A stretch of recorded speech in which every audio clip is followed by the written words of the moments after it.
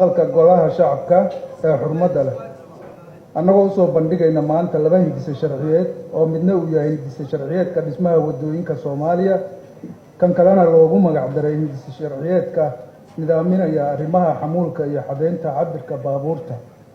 wasaaradda howlaha guud waxay in muddo ah ku howlanay diyaarinta labadan hindise sharciyeed oo aan soo xusay iyadoo kaashanaysa khubaro iyo injineero Soomaaliyeed oo aqoon iyo faham durugsan u leh shuruucda nidaaminaya dhismaha jidadka iyo xamuulada. waxaa gacan naga siiyay hawshan qiimaha leh hay'adda Jarmalka ah ee ka caawisa wadamada soo koraya xagga mashaariicda horumarineed oo loo yaqaan GIZ. waxayna mudan tahay inaan sidoo kale halkan uga jeediyo mahad ballaaran sidii hagar la'aanta ahayd ay noola shaqaysay nooguna deeqday khibraddeeda maalgelintii loo baahnaa si hawshani ay u fusho. xildhibaanada sharafta leh mudanayaal iyo marweyn, labada sharci ay wasaaradda idiin soo bandhigtay maanta waa kuwo laga shaqaynayay muddo dheer, xag qoraal iyo xag isweydaarsi aqooneed oo dhammaantoodaba ku qotomay sidii Soomaaliya ay u heli lahayd shuruuc hor u marsan oo casriga maanta ah la jaan qaadi kara. waxaa la tashi ballaaran lala yeeshay wasaaradda cadaaladda, xafiiska garyaqaanka guud gobolka Banaadir, wasaaradda gaadiidka iyo duulista hawada iyo dhammaan maamul goboleedyada. waxayna dhammaantoodba ka gutay waajibkii uga aadanaa intaan golaha wasiirada la horgeyn hindise sharciyeedka.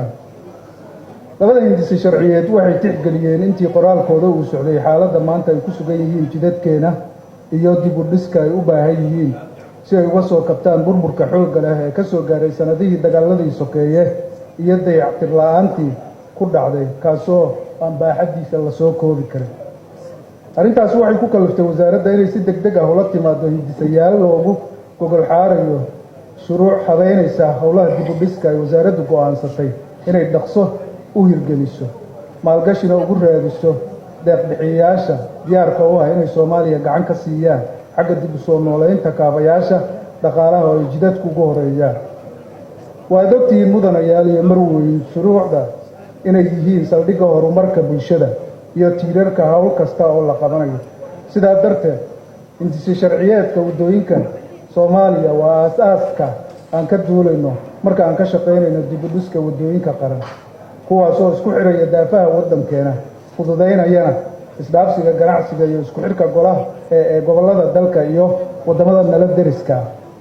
dib u dhis lagu sameeyo waddooyinkeena ma imaan karo haddaan horta la dejin oo aan dhidibada loo aasin sharciga nidaaminaya howlaha dib u dhiska waddooyinka iyo hirgelinta barnaamijyada la xiriira. aragtidaas ayaa keentay inaan wax walba ka hormarino diyaarinta labadan hindise sharciyeed oo idin hor yaalla maanta. dhanka kale, sharciga dib u dhiska waddooyinka qaran waxaa ku xiran oo ku lamaanan in la helo xeer nidaaminaya xadeynta iyo cabirka xamuulka ay gawaaridu ganacsiga qaadayaan si loo yareeyo shilalka gawaarida ganacsiga ku yimaada had iyo jeer,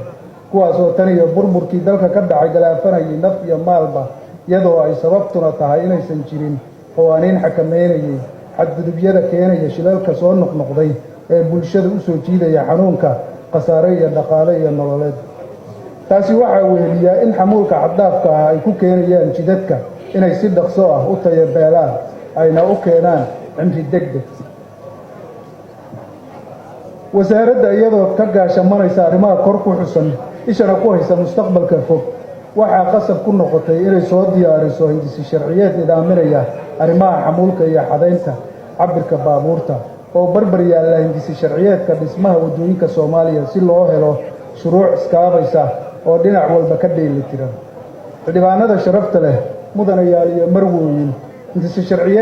labadan hindise sharciyeed ee idin hor yaalla haddaan soo koobo waxtarkoodu waxay wax badan ka tari doonaan baahida dalka iyo dadka.